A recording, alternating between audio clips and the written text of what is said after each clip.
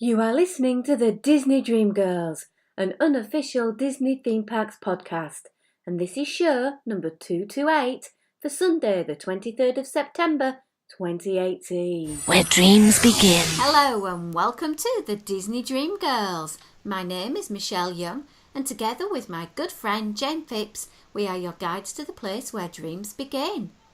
Well, coming up in this week's show, I have no Jane, but I have another amazing dream girl. I have the intrepid traveller, the wonderful Becky Manion. Hello there, my lovely. Hi. So is it official now? Am I like a dream girl? Because you just introduced me as one. Well, of course, you are on the show as often as we can possibly squeeze you away from your busy life. Thanks. I'll be like where my honorary is. Thanks. Awesome job. How's life treating you? It's good, thank you. The last trip was to Croatia in Dubrovnik for 5 days. And then I might have a city break later this year. But otherwise, I definitely have my 4th cruise booked for next February. That's so exciting. Does this then mean you will have done all 4 ships? It does. I feel a special t-shirt. Oh my gosh, shall I? Mission complete. Yeah, absolutely. Well, Kat and Lewis did it when they managed to go around all the Disney theme parks, so I don't see why when you've done all the 4 ships. True, it's very true. So if anyone wants to design me a t-shirt, because I'm not very arty, literally worst artist person ever, by the way, so I need someone creative. Well, because Becky is a little bit of a cruise line expert, having now travelled on 3 of their ships, I thought she would be an excellent buddy to have a little chat on the show with regards to one of the upscale dining options you may choose to do, and this is dining at Palo. Whoop, whoop. And Palo, for those of you who are not familiar, is an Italian-inspired menu in a surroundings that have Italian-inspired decor. You can find Palo on all 4 ships, although it's just a little bit different, I believe, on the Dream and Fantasy. Which ships did you manage to eat at Palo at, Becky? I have been on the Fantasy and the Wonder. Oh, so it'll be interesting to compare the offerings between the 2 ships there then, yeah? Yep. So the thing that struck me when I arrived for my reservation, you check in at a central podium that looks after both Remy and Palo. On the bigger ship, I think I did, but on the smaller one, I think I actually went to Palo to check in. Because obviously it's the smaller ship, so everything felt just a little bit more condensed. Ah, right, okay. But for my experience, I went and checked in. If you were going to Remy, you would go to your right, and Palo takes you to your left-hand side. And once you get inside, you are greeted by the most stunning scenery. The colours are burgundies and sage green and golds. Outside, it's like I want to say it's leather, but I'm not quite sure. Before you get to the podium, that leather sort of esque padded wall effect. And it just looks so opulent and grand. Oh, but a quick question. Did you go on the tour when you was on the ship, the Art of the Theme tour? I did indeed. I was told to do that by you. So do you remember when they were saying how they made it all like muted dark colours to make the kids feel like, oh, we should be up here? And it felt like more adult, and like you said, it's more opulent, isn't it? And it just makes the kids kind of turn around back down the stairs like, nope, not the level for us. So now every time I go up to the ones, I'm always like looking at the colour of the wall like, yeah, it does make sense. It does feel like it's more adult there. It does indeed. The walls have the most beautiful wallpaper, which have quite an intricate sort of browny burgundy design on them. And then they have these really big pictures with scenes of Italy. And there's a beautiful one in the picture behind the table we were sat at that has the Venetian canals. Oh, was you at one of the big booths at the back? Well, you could see it from where we were. We actually had a tableside window, and I think they tried to give the tableside windows for couples of 2, and then the booths maybe for bigger parties. I don't know how they work it, but yeah, you have like a row of tableside tables and then 2 rows of booths. But basically, wherever you are, you can see the sea. I am going to say now, I did prefer the restaurant on the bigger ship because obviously if you remember it's on the ship, isn't it? But you can literally look out directly to the sea. But when I went on the one at the Wonder, obviously because it is a smaller ship, you're at the back of the ship, but you're actually kind of the above cabanas, but then you're next to the decking. So we were having brunch, but there were obviously like people strolling past in like bikinis and stuff, and we were all like suited and booted, so it didn't feel quite as exclusive because people were just walking past and like peering in, like, oh, what's this then? Where the Fantasy, you did feel like, no one was there, was it? And all you could see was the sea. Absolutely, and that's one of the things that absolutely stole it for me. Was it was a Sunday morning, beautiful scenery around us, looking out to sea, and then if I just turned round, I could see the beautiful opulent themed restaurant, which was stunning. But you just hit the nail on the head there, Becky, that you were dressed for brunch, because this is the brunch we're talking about, and Palo has a bit of a dress code. I did put on a dress for, I think my reservation was 10:30 in the morning, so obviously people were like, why is she so dressed up so early on? And there's me and my little like sandals and dress and my little handbag, and Luke wore like a nice dress shirt and like chino trousers and like black shoes.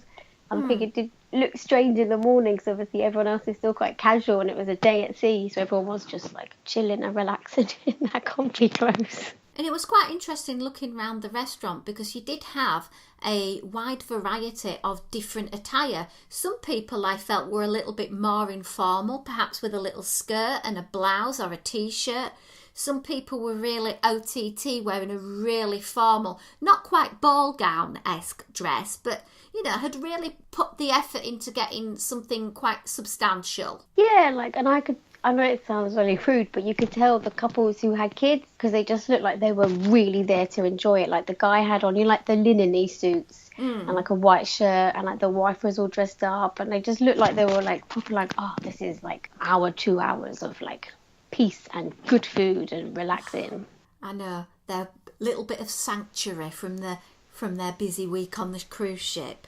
Yeah, and obviously it just felt much quieter and calmer. Like, obviously it's not craziness like cabanas or the sit-down where it's quite, like, rigid, isn't it? Like, here's your starter, main and dinner type thing. It's like, you can just sit there as long as you like. You can go up as many times as you like. It was lovely. Well, when you get escorted to your table, the table is already preset. And the thing that struck me straight away with Palo's experience is that you only have one knife and fork, and I know sometimes when you go to upscale restaurants you have a whole smorgasbord of cutlery and it's like, oh my god, where do I start, what do I do, what's what? And that's one thing I really like about the Disney difference, is that you're made to feel at home because there's just the cutlery in front of you that you're actually going to have to use. Yeah, you're not like overwhelmed by like all of them, like, excuse me, which one is which? Yeah. Well, the table is just beautifully set out. There's like a charger plate with Palo in the middle, which has the coloured ring around it. But you don't actually use that plate. I think it's just there to make the table look pretty. I know. I was about to take a picture of it. Literally was getting my phone out my bag. And by the time I sat down, he took it away. And I was like, yeah, that's really pretty. We had roses on our table, shortcut roses. Nothing too grand and large, because they didn't want to block the view straight out to the sea. Yeah, because obviously you're on a ship, you just want to look at the views, really. But like you said, it was like a really small one. It was there, but not. Yeah, just subtle. Yeah. And at this point, I was introduced to our server, and he was a gentleman called Luca, and he was from Italy. They try as much as they physically can to have all Italian waiters working in Palo, so that you get a real flair for the authenticity of everything. And he quite freely spoke about where he came from and foods that he particularly recommended because it reminded him of home. Same. Our guy was really nice. I honestly can't remember his name because it was back in, I think, February. But he was, again, like really friendly. He was from Italy, just like made you feel quite comfy already. And just obviously there was like no rush with like ordering. He just, they give you the menu. It's like, oh, I'll be back in a minute. It wasn't like, what do you want? It was just like, take your time, have a little browse, and I'll be back when you're ready. Absolutely, because were you offered an alcoholic beverage on arrival? Yes, I did. We had, I believe they call it Bellini over there, don't they? Quite fruity. It wasn't strong, but it was just like a really nice one. It was quite pink. So it was just like a nice start to the meal. We were actually the first people that arrived at Palo when we went for our brunch. We had the 10 o'clock booking, which I gather is the first one. What I found was really nice was all the wait staff were waiting at the door and they sort of greeted you as you came through, which was lovely. And again, we were offered an alcoholic beverage and they had their water menu with the waters from all over the world.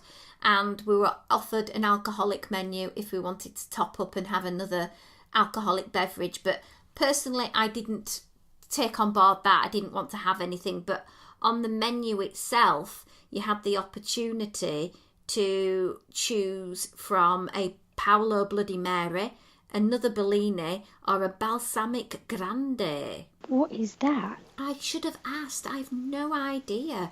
It sounds very unusual. Yeah, because I know balsamic from vinegar, not... Yeah, I will have to investigate. So at that point, Luca, as you said, went through the hot menu. And the thing that sort of surprised me about Palo, because when I try and go on my trips, I don't like to do lots of research beforehand so that I can experience everything firsthand as without any preconceived ideas. And he showed me this amazing cooked item menu. And I was like, holy moly. And he said you can have as many items from this. You can have items from this, then go to the cold buffet and then go back to the hot. It's up to you. And shall we just spend a moment just talking through a little bit about the structure of the hot menu, then perhaps go on to the cold menu? So on this particular day, we had choices of soups. Yep. And for me personally, Becky, I don't know about you, but 10 o'clock in the morning and having a heirloom tomato and basil soup was a little bit weird. Yeah, some of the stuff, I was like, I definitely wouldn't eat that at this time because I think I had the 10:30 booking. And I have quite a sweet tooth when it comes to breakfast, but some of the stuff I was like, oh, that's a bit of a strange one to be on the menu. Yeah, exactly. I suppose for me, I don't really do brunch. It's not something I'm familiar with. It's more of in my mind, American type thing. So this was very much appealing, I think, to the American market because there were things on here that were like traditional breakfasty things going into your traditionally lunchy things. And the first thing that caught my eye was there was a whole section of pancakes and waffles. Of course. Brunch is genuinely my favourite meal and I wish I had more of it, and I've been trying to experiment with loads of places locally. Did you have the waffles? I chose to have a strawberry waffle because it was a Mickey Mouse waffle and it was served with whipped cream, mixed berries, beautiful hot pouring strawberry sauce, and I don't know whether it was the fact that of the surroundings or it was made to order or what, but it was the most delicious one I have ever had. It was soft, it was warm, it was So didn't you fancy having a waffle or pancake? No, because obviously we'd been in cabanas quite a lot and I had been having each pancake of the day. So I'd obviously had chocolate chip and a plain one and an M&M one and a blueberry one. So I kind of was like, oh, I'm going to try something a bit different now. I'm in like different surroundings. I'm going to have to own up to something here, Becky. Apart from having this breakfast on this one particular day and one other day, I didn't go in cabanas for breakfast at all. And from what you've just said, I am regretting that because I brought with me, and you're going to think I'm really weird, I brought with me my protein shakes, and because I was really conscious of what I was eating, I had a protein shake most breakfast times so that I didn't feel as guilty at lunchtime by having a big meal. Oh, see, like breakfast is my favourite, so that's why we'd go. I think we did have one of the sit-downs and one of the restaurants. And again, I think I had like the sweet platter, which was a bit of everything. But yeah, Cabanas literally had everything. And apparently they do Krispy Kreme donuts because I looked at them one day and I was like, they really look like Krispy Kremes. They are Krispy Kreme donuts. It's like, wow. How are you getting those here? I have no idea.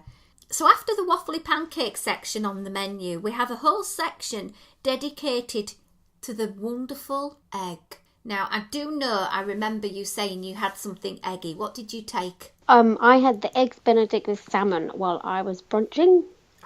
Do you know what? We must be like-minded because I did the same. It's good. Absolutely. It was like, do you know what is really strange is I don't normally eat it. And you know when you're like, do you know what? I'm going to go for something different. And it was so delicious. It was honestly the best one. And now since then, I keep having it. So like, Paolo kind of reintroduced me back into like a different dish. Yeah, well, I admitted it. I left the muffin that it was on. But eggs, you can't go wrong with. Hollandaise, perfect. Salmon, oh my word, just perfect. All I would have needed was some asparagus to dip into the egg, and I would have been in seventh heaven. It was divine. But the next thing on the menu, immediately underneath the eggs, it says, from our pizza stone oven, calzone or flatbreads. Did you manage to try one of them? No. I just, you know, when you kind of look at it and then you skim past something. That's exactly what I did there. You see, one, carbs. That was a worry. And two, it was like, it's 10:30 in the morning. I don't want pizza. I'm not a student. No, just no. No, me neither. On the far right-hand side are a whole host of different meals that I would class as your lunch-type options. And they ranged from things such as a steak, a veal, lasagna. You see, my waiter Luca really sold me on the parmesan crusted chicken breast. He said it was one of the top selling items at Palo, the thing that they're just well known for it. And what you get on the bottom of the plate is you get a beautiful creamy arborio rice risotto. And I'm very picky with risotto, but this was so delicate and light. I don't eat rice, I ate that. And then on top, you had the parmesan crusted chicken breast, and then there was tomato basil sauce and mozzarella. It was divine. See, I was obviously like once I'd looked at the menu, I was wondering if like kind of the lunchy side was if it was like there was later seat-ins. So like maybe people had like, you know, like a bowl of cereal in their room, but then gone for brunch and had it like an actual later one, and then that's when they don't want the left-hand side of the menu, but then go more towards the right. I suppose it's down to personal preference because Stephen ordered the steak. Oh, at 10 in the morning. Yeah. Well, admittedly, he didn't eat the steak at 10 in the morning because we didn't have our hot selection first. We decided we wanted to go to the aforementioned by you, the wonderful cold buffet. Same. I'm lost for words to describe the decadent displays and the attention to detail to making sure that every single item was presented to the best ability. As soon as you took something off one of those tables, a little person came out from the kitchen and replaced it seamlessly without anybody seeing. It was like Disney magic. I know. Our one started, did he take you round and do like a tour of the food? So when we sat down, obviously he was like, oh, don't rush. And he went, oh, do you want to like see the buffet type thing? But we were seated near a window, so obviously we hadn't seen it. And we were like, okay. That's when he led us round and was just like showing each individual section. And we were like, oh, and we still have to order the hot food too? I know. And it's like, yeah. And let's just start by saying there were 4 sections. 4 huge tables. And the first one I'm loosely calling Death by Bread. Yep.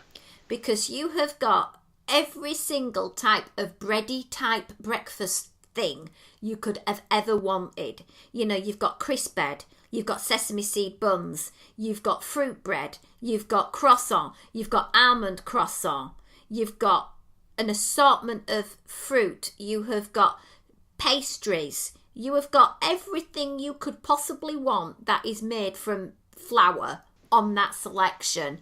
And it was just all labelled so you knew exactly what you were getting. And it was just so well presented. Like there was at the back an array of different like little mini muffins and things. And it was just like, wow. I could literally fill up on that station alone. Same.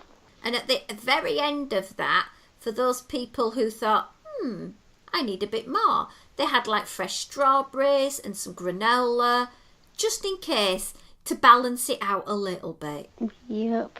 Now the next one was the place I particularly did damage to, and I am naming this Seafood Delights. All right, yep. I tried a little bit of everything because I was on my research trip. So we have grilled octopus, we have seared tuna, a favourite of mine, they had these little tiny shot glasses with like a Bloody Mary type sauce in the bottom, and a prawn and a celery stick sticking out of it, and that was amazing.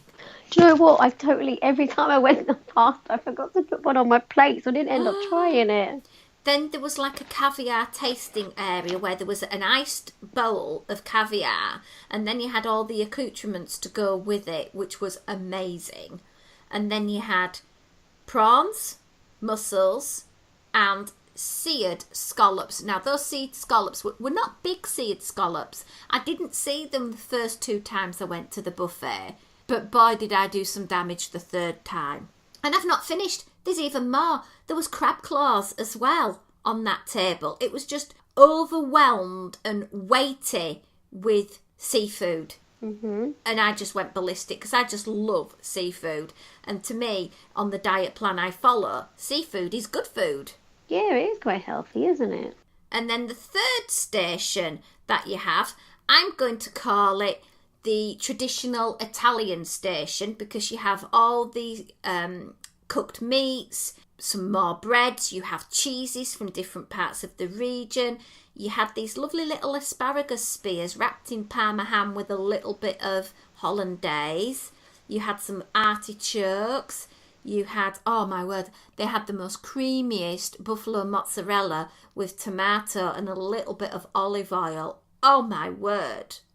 Oh, I'm salivating even thinking about that section, Becky, because the selection was so vast and the colours just literally popped. And did you have as well, there was like another section of cheese on like a higher bar. Yeah. And they were from different regions. And then he turned you around and there was like an actual wheel with parmesan. Yeah, a whole parmesan. And then they had like actual honey next to it, and he suggested having honey and jam with it to like make the cheese taste different. Yeah. Yeah, I did that as well. And then that was sort of like in an alcove, so you sort of have like the tables on each side. So you come in at one side, and then this bread land, seafood land, and Italian land. And then just as you're going out, just as you think it cannot get any better, that there is not anything to eclipse what you have just seen, you have the 4th station, which I'm calling Death by Desserts. Yep, I know. My word. I'm going to go through every single dessert now, just to tell you how many desserts you had. So you had a cannelloni topped with pistachio. You had like a trifle with flame grilled meringue on the top. You had a espresso glass tiramisu. You had a fruit tart. Then you had baked yoghurt with mango and a sesame seed twirl. You had strawberries. Now these strawberries were so huge, looked like the person who delivered them needed an epidural. They were like head size. They were huge, coated in dark chocolate with a little Palo label on the front of edible white chocolate. Then you had another chocolate coffee mousse. Then you had a pistachio slice. Then you had a different fruit tart. Then there was a panna cotta with a raspberry sauce on the top. And then if that was not enough, the last dessert was a champagne jelly with little blueberries, strawberries, and it had a mint leaf that they had dehydrated as decoration. Now, if you can imagine all of those desserts, the way they were presented was just decadently delicious. Mm-hmm. And then my server said, "Oh, we have a rule here," and I was like, "Oh." He was like, "You have to try at least 4 puddings." And I was like, "Okay, I'll try my best." So, how did you get on with all your tries? We went up to the cold station first, and I did the whole bakery and then the Italian ones with a bit of cheese, and I did that twice just to try everything. Then I had my eggs Benedict, then I went back and had my desserts. So I had like a mixture of like everything, and everything kind of like complemented each other. And he told us to definitely try. Did you see the cinnamon bun with the kind of pastry bits? That was a bit warm. Yes.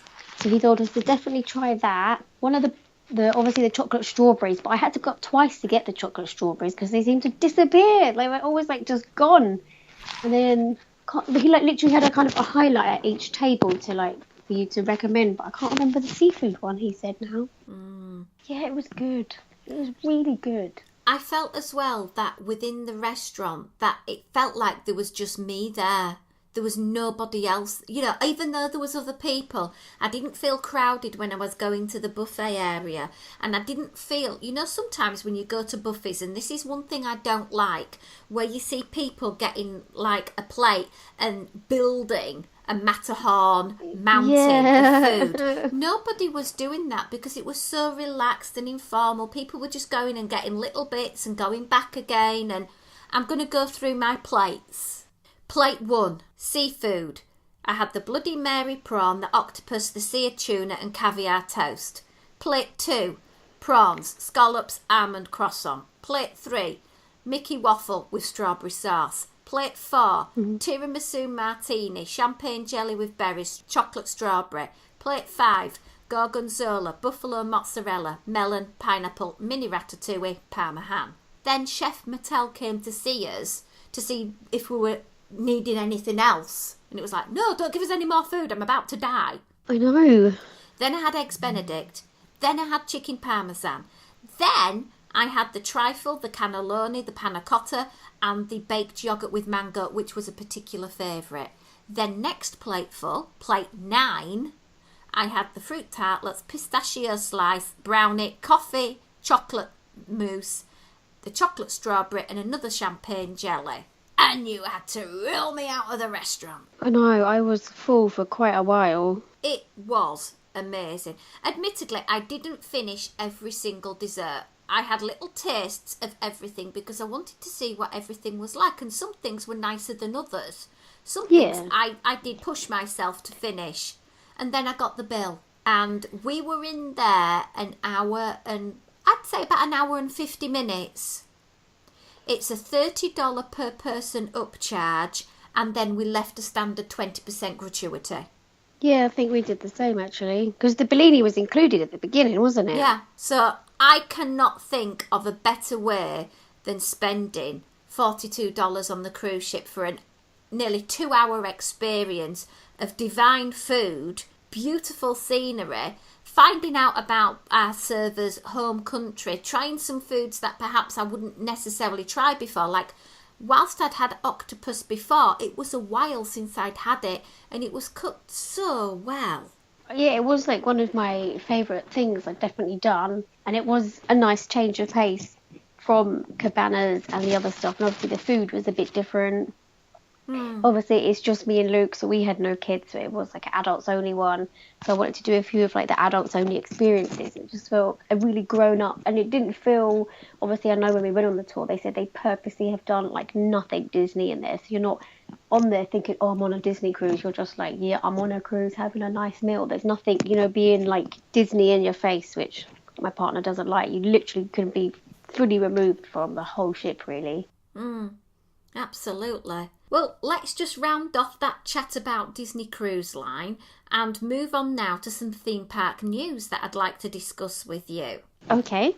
And the first item got me sort of thinking about upcharges in the park, because they've now started offering an early morning breakfast at Disney's Hollywood Studios, because guess what? It can get you into the park earlier and get you on Slinky Dog Dash. Now, have you seen anything about this? I think I did, and then I think I saw maybe the menu or the prices and was just like, maybe not for me. Okay, well, when I was there in August, Hollywood Studios was opening at 7. That's early. And that was great because I was able to get in and get those rides bashed off. Now, this early morning magic is going to run from 7:30 to 8:45 on select Mondays and Wednesdays, but the breakfast that you get with it is going to be available up to 10 o'clock. And then the theme park will be opening, and you will obviously then be competing with other guests to get on the attraction. So obviously the best way round is at 7:30, go and ride Slinky Dog as many times as you physically can, and then get your breakfast at the end of the event. Yeah. Then it mentioned that you get to have an assortment of breakfast options. And I was quite interested about the options, and I'm going to go through them with you. Okay, I will tell you what I would choose if I was going to go. Okay, you might have a bit of a wait for this one. Mexican corn chiquiles and egg bowl, which is fresh corn, black beans, caramelised onion, peppers, chorizo, rancho sauce with house-fried tortillas, pico de gallo, avocado, fresh cheese, scrambled egg and cilantro cream. That to me doesn't sound like breakfast food. That sounds to me I'm going to have a poorly tummy. Yeah, especially in the morning. Like, I know there is, like, I've gone out a few times. There always has been a kind of a Mexican type dish on the menu now. So I feel like it is like an up and coming thing, but I personally wouldn't have that as my breakfast. Shrimp and southern grits bowl. Oh, definitely not. No. Fried chicken and cinnamon sugar French donut bowl. I heard donut and sugar sold on that. Not sure paired with the chicken. The next one is a breakfast charcuterie platter where you have some smoked salmon, a hard-boiled egg, some whipped cream cheese, pickled onions, capers, a bit of sausage, some salami, some ham, and some greens and crostini. That looks quite appealing. It sounds it, but I feel like I wouldn't be full after that. I feel like if it's just going to be a little plate of testers, I want to be full.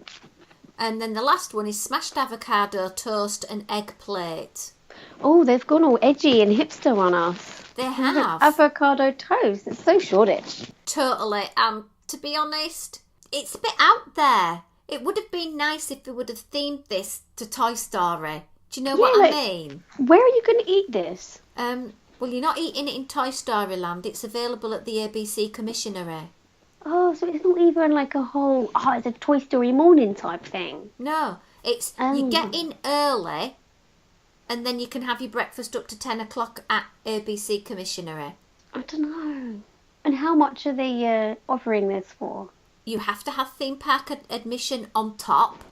It's not just go in and have this as the park entry for the day and then you can go somewhere else. You actually have to have park entry. And then on top of this, $79 per adult, $69 for children aged 3 to 9, not including tax. Oh my. Yeah, so I would want a good filling breakfast that's going to keep me going for at least 3 hours. I'd want more than an hour and 15. And I would want a whole, like, theme of it, like you say. Like, a whole...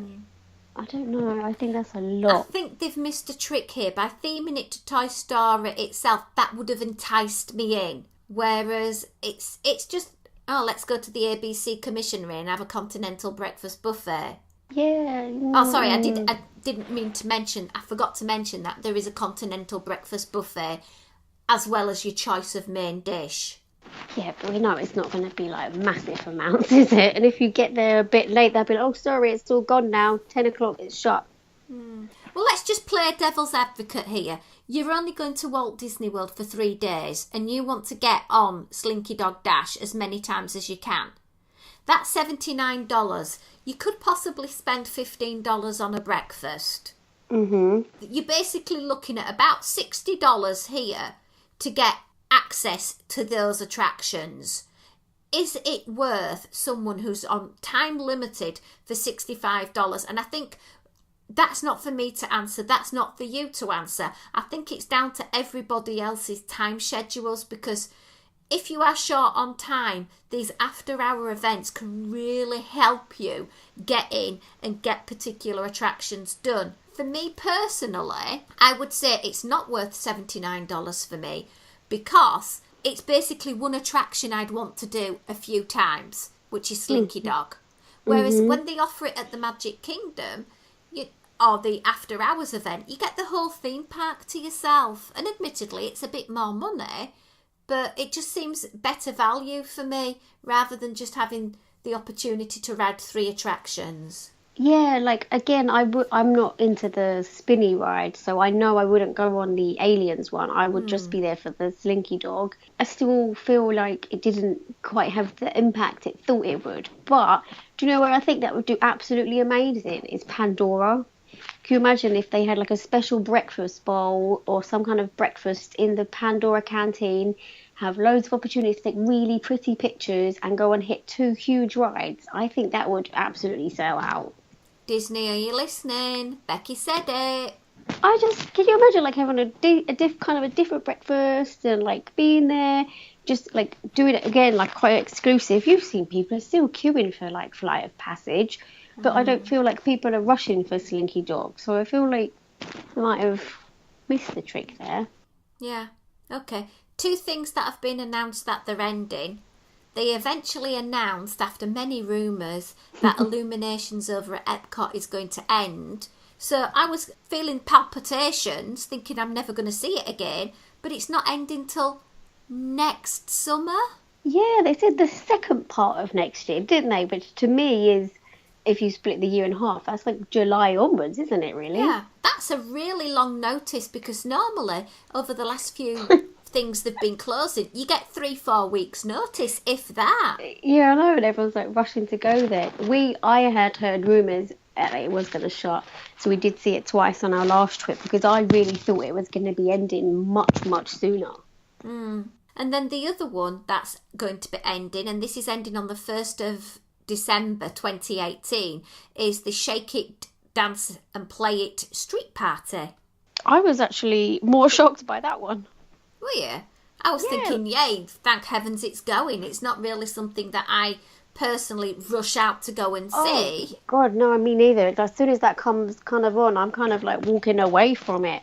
But I thought it always got people involved and kids seem to love it. So I just thought that was just one that was going to stay there. And it still feels quite new to me. I know it probably isn't. And obviously, yeah, they must have something else to replace it. They can't be taking another parade away from Magic and not replacing it. By the way, I need a nighttime parade at Magic. So desperately needs it. The original incarnation of Move It, Shake It, Celebrate It Street Party opened in 2009, but the current incarnation opened in October 2014. So it's been going quite a bit. Yeah.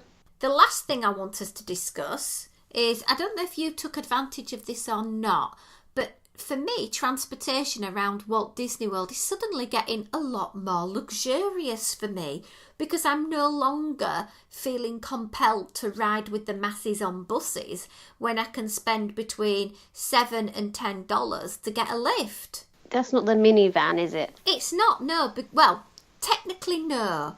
Lyft, you can book your minivan via the Lyft app if you wish, or you can just book a standard lift.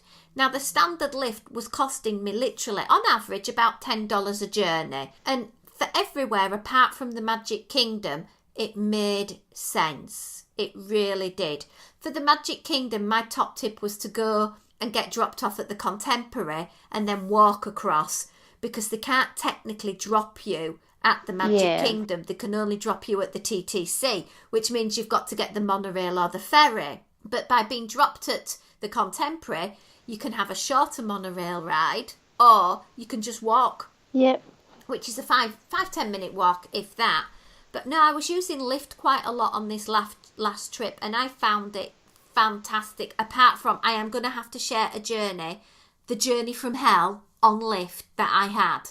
Stephen and I were wanting to go to Trader Sam's at the Polynesian. We had booked to go to the Polynesian. So the driver comes to start driving us there, and he was adamant he was taking us to Hollywood Studios. And it was like, no, stop, no, left.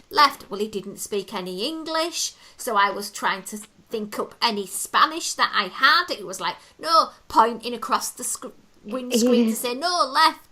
So he didn't take us to Hollywood Studios. And then we were driving along, and he kept on wanting to take us to the TTC. And I was saying, no, Polynesian. And at one point, he stopped on the freeway by an off-road, Oh, and God. waited for 15 seconds before signalling to go back on to the freeway. And I was like, oh my God, how have I not died in a car crash in this vehicle is beyond me. I was scared witless. Stephen and I had to basically navigate him in Spanglais to the Polynesian, and in need of a drink afterwards. I tell you, good job we were going to Trader Sam's because I had a spiked pineapple to recover. The beauty was, after each ride, you get to rate your ride. And obviously I gave feedback to Lyft about the journey from hell. And they got back in touch and said, you will never be matched with this driver again, and we will investigate what you have said and take any further action if need be. So that sort of put my mind at rest, but every other journey I had was amazing.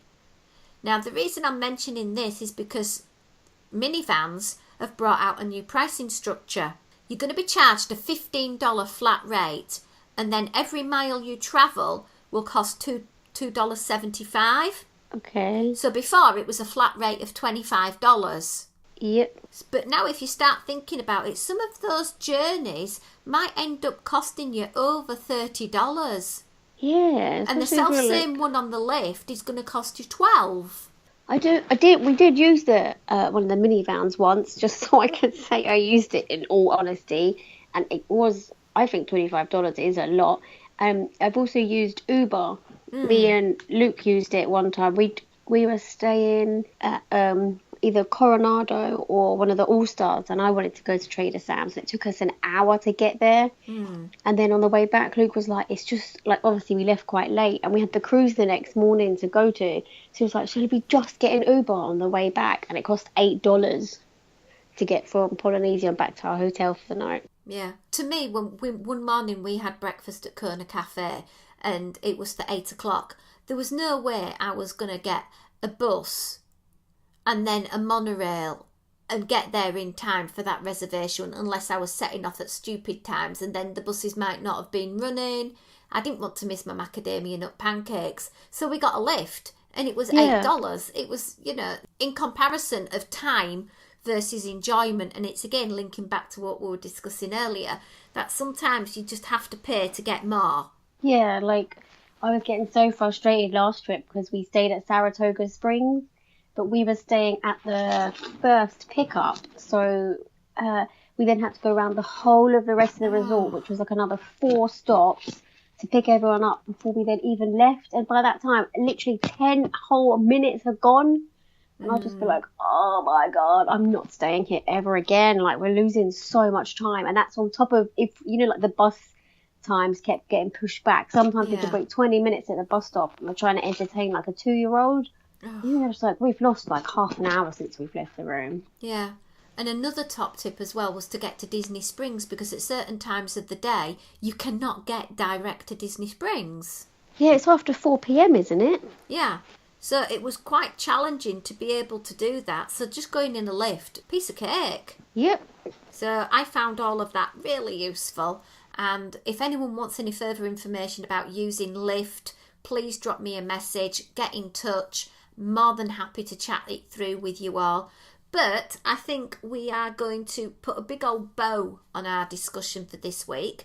And I'd just like, Becky, for you to have the opportunity to give a shout out to where people can find you on social media to find out more about all of your travels. Yep, I have a blog, which is whatbeckydidblog.com, and that's a WordPress version.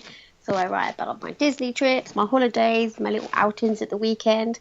And I am also over at Instagram at What Becky Did. But I'm sure they'll probably find me through you if they can't find me. Absolutely wonderful. And I can't but recommend visiting Becky's website because it's brilliant. She gets up to some amazing things. As usual, you can get in touch with the Disney Dream Girls by going to our website, disneydreamgirls.com, where you'll find some wonderful show notes, pictures, videos, etc.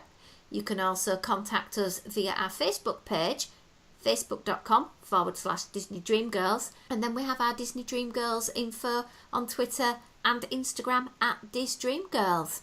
Finally, if you want to ask us a question, comment or anything more, it's info@DisneyDreamGirls.com. And the very last thing I'm going to mention is please give us a few minutes of your time. Go give us an iTunes review. It really does help other Disney-loving friends find this podcast. Anyway, until next week, it's goodbye from me. Bye. Bye from me too.